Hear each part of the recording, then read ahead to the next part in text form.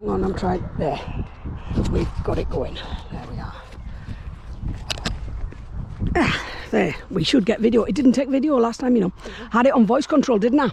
Fucking voice control was hearing start recording and it was stopping, and stop recording and it was starting. All I got was the last 10 minutes here while we took our bits and pieces off. That's all I got. I was fucking furious. Got me lighter whip as well. You can hold that, yeah, because I don't need it. Hang on. Oh. Wait. You can go on.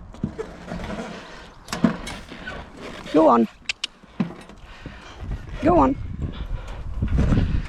Now, I haven't been able to get up. I only charged my batteries yesterday to get this, so you'll have to lean right over into me so that you don't get cabbaged by the thing. How man was the last time? I'll go and do it tomorrow.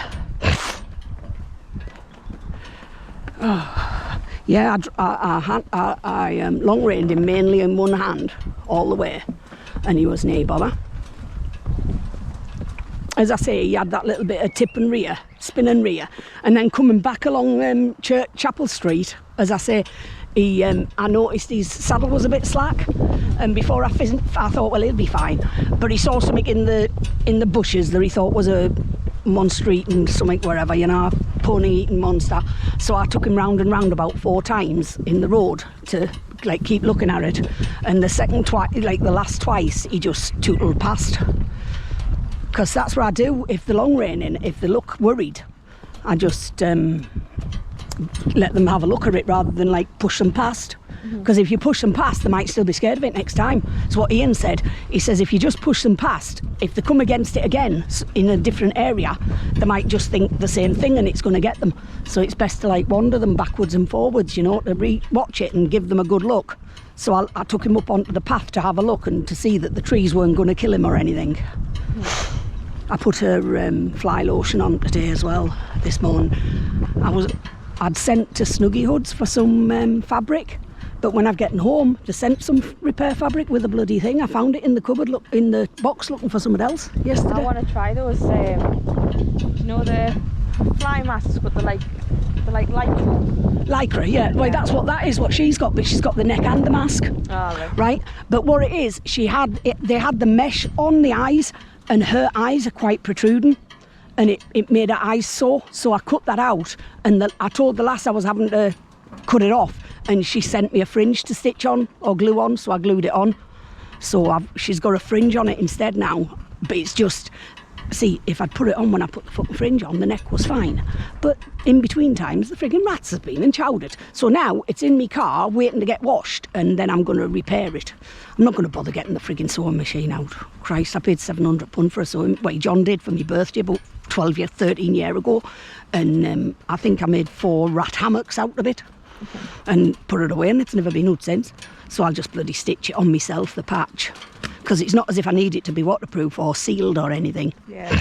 And so I'll wash it and I'll patch it, and then I'll patch it on both sides so like it doesn't rubber on the inside either. And I'll probably cut it so that it's a hole rather than just the chew marks. And then she'll have to have it on because she needs it on. Nanami is definitely 100% better with his rug on. Steady, good girl. Aye, bloody Littlin was screaming of his pals all the way up here. All the way up. I was going to go out the other side, you know, but I forgot and parked my fucking car. Steady, good. See, that's not going anywhere near up, is it? Just need it washed because it's all dirty. See, she's got the other bit in as well, you know, and she's still rattling. I think it's the flies. It's the flies, yeah. I think it's the flies. I don't think it's anything to do with her mouth. No. But I've put her the 4.5-inch bit in. Than Yeah, the other one did. yeah. The other one was a bit nippy, wasn't it? But it's not too big. It's okay. Steady. Right, lean over. Sorry. It's awful, isn't it? I was going to say if we could have gone out the back, you know, the front way, we could have gone down in through Dipton, up Corporation, or the Cooperative Terrace, and up towards Catch Gate, and then down not Hamsley, Harperley Lane, in Old Kaya, and then down past this front of yours, and then up through Tanfield, Cloudine, and because the lights have gone off of Cloudine now, and up through the lights onto back to home. But we can just do the one we did last time if you want, because I mean at least that way coming back you can drive her, see how she's going to be. Thing is, you know, when you're driving her, I don't know if you noticed bringing her down the track, because she just walks the right way, the slightest touch on the reins will take her into the middle of the road or onto the path. You know, if you pull her left too much, it's only literally just that, you know, and she's away. She didn't go there because I slackened and she knows she hadn't got to. But if you so much as touch her and it'll move her a foot across, you know. It's not like on a horse. I mean, I haven't ridden in years, and then I only used to ride in head collars and lead ropes because I didn't have any bloody bridles, because it was used to be other people's horses I used to jump on in the field. You know what we all criticise now? That's what we used to do 50 years ago, 40 years ago. Wait, that way, 45, 50 years ago, that's what we did. You know, everybody did, which was, I mean, now we know it was bloody stupid and dangerous, but... Well, I found out it was dangerous when I was 11, when I was stuck in a fucking bush about bloody 12 foot up, where it bucked me into a big thorny arch into a corner, right? They made an arch through it at the horses. And it bloody bucked me as it went through, and I landed on the top. Could I shite get down? I was there for about an hour, waiting and shouting with people. Any other day there'd have been loads of people walking along the lane, and there was nobody walking along the lane that day. Served me celery.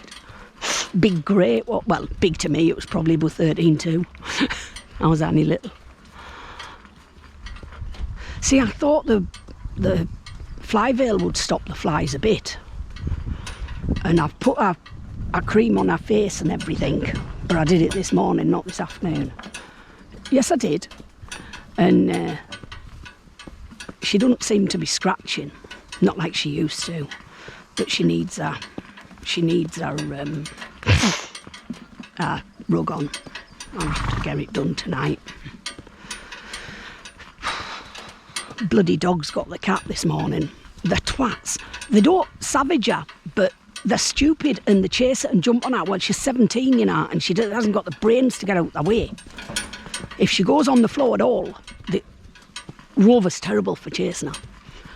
And John said they got her and planted her on the floor and held her on the floor before he could get to her.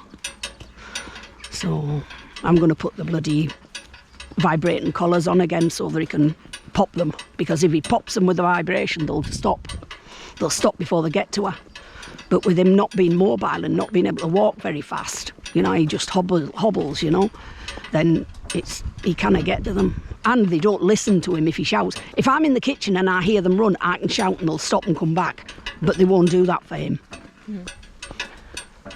So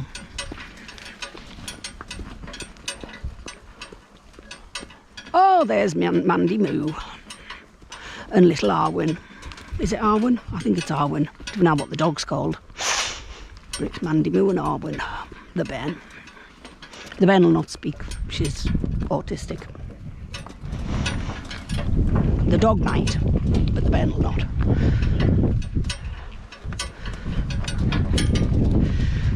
She's going on the side I want to be on, Morabugger. But I suppose it's the best.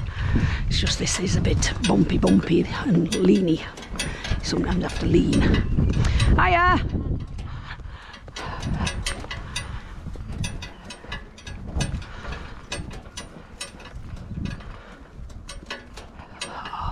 She's being canny now.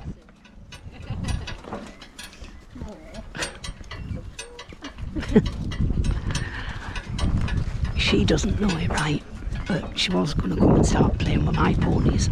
But I looked into like third-party insurance and everything, and Kevin said, well, when we looked into it, it was the landowner's responsibility, and Kevin said he's not prepared to be like for fear of any accidents or anything, so I couldn't do it.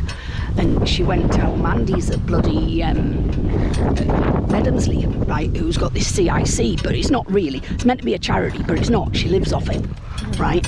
And she sat and told me all about these poor horses at this place and all these rescues. And Romeo was he was such a bad rescue. He'd broken his leg and she had to repair it. And Hades was rescued and he was a mess. And Apollo had these bad feet and got took off this woman in Durham and all this. I bought Hades, I did rescue him. I bought Romeo, no, he was never rescued. I bought Apollo, no, he was never rescued. And Random was never rescued. And she told her that all of these horses were rescued. I was dying to say, well, I'll let you know how much she's lying. But the thing is, with all these donations that Mandy gets, at least our horses get to see vets when they need them now. Do you know what I mean? Where before the RSPCA was going to take everything off her. They took her goats and her blinking llama. Stand, she got told never to have goats again and she's got loads of them. Loads of them now.